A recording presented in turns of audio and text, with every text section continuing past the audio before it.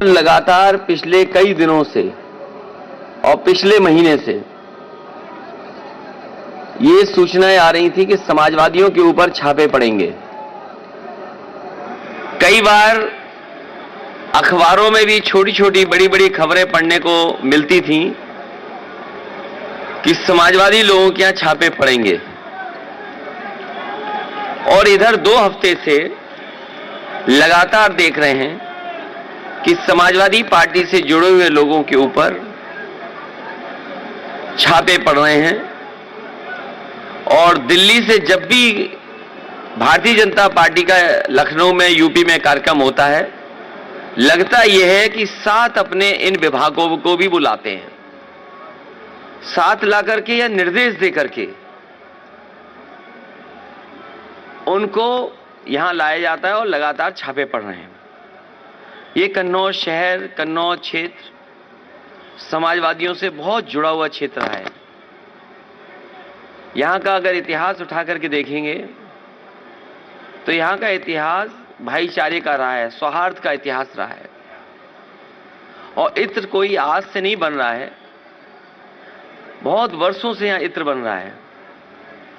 इत्र के कारोबार से न केवल व्यापारी जुड़े हैं जो व्यापार करते हैं, यहां के बड़े पैमाने पर किसान भी जुड़े हैं। किसान के जुड़े होने से और कारोबार से व्यापारियों का, और व्यापार से न केवल कन्नौज उत्तर प्रदेश बल्कि देश के अन्य कारोबार भी इस कारोबार से जुड़े हुए हैं। कन्नौज की एक अपनी पहचान इत्र की रही है। कन्नौज इत्र के लिए ये राजधानी है, सुगंध की राजधानी है। जिस तरीके से फ्रांस में ग्रास या ग्रासे कहें, वो वहां की फ्रेंच कैपिटल, परफ्यूम कैपिटल मानी जाती है। फ्रांस में परफ्यूम कैपिटल अगर है कोई, तो कोई ग्रासे कहता है, कोई ग्रास कहता है। वो एक प्रोनाउंसिएशन है कि इंग्लिश या फ्रेंच जो भी कुछ है। लेकिन फ्रांस में भी एक शहर है ग्रासे, वहां पर भी मुझे जाने का मौका मिला था जब समाजवादी सरकार थी। ये कारोबार बहुत बड़ा कारोबार है, बड़े लोगों को नौकरी, बड़े लोगों को रोजगार देता है। उसके बाद यहां पर एक परफ्यूमरी पार्क लाया गया था। समाजवादी सरकार में उसके लिए बजट दिया गया था, जमीन दे दी गई थी, और कोशिश थी कि वो परफ्यूमरी पार्क यहां बन जाए। और परफ्यूमरी पार्क से ये फायदा होगा कि जो यहां का किसान है, फूल पैदा करता है, फूलों की खेती करता है, अगर वो सीधा जाकर के एसेंस निकालने का काम करेगा तो एसेंस निकाल सकेगा, और एसेंस निकाल करके उसका भी वो कारोबार वैल्यू एडिशन हो जाएगा उसके काम को लेकर के। पूरा का पूरा आर्किटेक्ट, जमीन, बजट सब कुछ चिन्हित हो गया था। लेकिन भारतीय जनता पार्टी की सरकार के आते ही वो परफ्यूमरी पार्क, वो परफ्यूम का म्यूजियम वैसा ही का वैसा पड़ा है।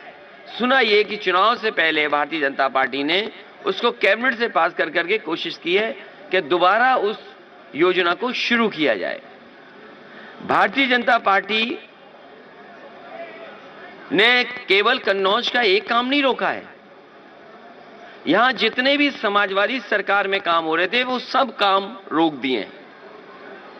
यहां पर पहला उत्तर प्रदेश का सरकार का, अपनी सरकार की पराग का काऊ मिल्क प्लांट लगा था।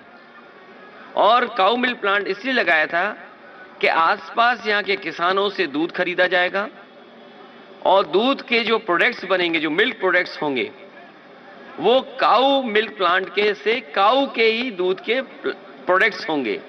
क्योंकि इधर गाय को लेकर के और गाय के दूध के लेकर के लोग जागरूक भी हैं, और केवल आज से जागरूक नहीं है। यहां जितने भी गरीब लोग बैठे हैं, किसान बैठे हैं, गांव के लोग बैठे हैं, वो जानते हैं कि अगर दिमाग को और अपने आप को स्वस्थ रखना है, शरीर स्वस्थ रखना है, तो गाय का दूध ज्यादा पीजिए। ये भारतीय जनता पार्टी वालों ने काऊ मिल्क प्लांट के वे सत्यानाश कर दिया है। और मैंने ये कहा था कि काऊ मिल्क का अगर हमें 4 रुपया भी ज़्यादा देना पड़ेगा तो हम किसानों को 4 रुपया देंगे ज़्यादा, जिससे कि गाय बढ़ जाए और उसका मिल्क भी बढ़ जाए। यहाँ पर परफ्यूम का कोर्स शुरू करने के लिए, क्योंकि परफ्यूमरी एक बड़ी इंडस्ट्री है, इंजीनियरिंग कॉलेज बन रहा था जिसमें कि परफ्यूमरी पर एक कोर्स होता। यहाँ पर बच्चे पढ़ते, परफ्यूमरी का कोर्स करते, न केवल यहाँ पर उद्योग की मदद करते, बल्कि दुनिया में भी कैसे कन्नौज के इत्र का डंका बजता, कन्नौज का इत्र का दुनिया में डंका बजता, वैसे यहाँ के नौजवान निकलते, वैसे साइंटिस्ट निकलते, वैसे परफ्यूमर्स निकलते और दुनिया में कन्नौज के नाम का डंका बजता। वो इंजीनियरिंग कॉलेज जितना बना था वो वैसे ही का वैसा आज पड़ा हुआ है।